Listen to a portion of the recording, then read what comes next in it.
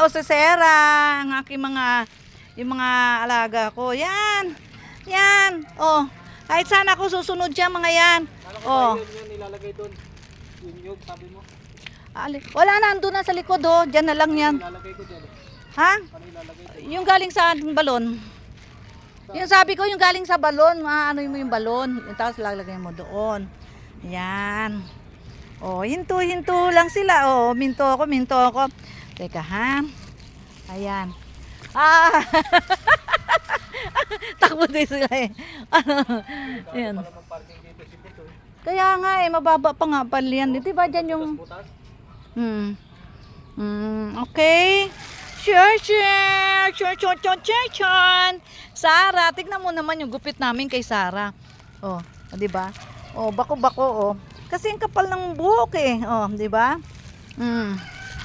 Yan, oh. Oh, okay, bye-bye. Bye-bye na mga friends.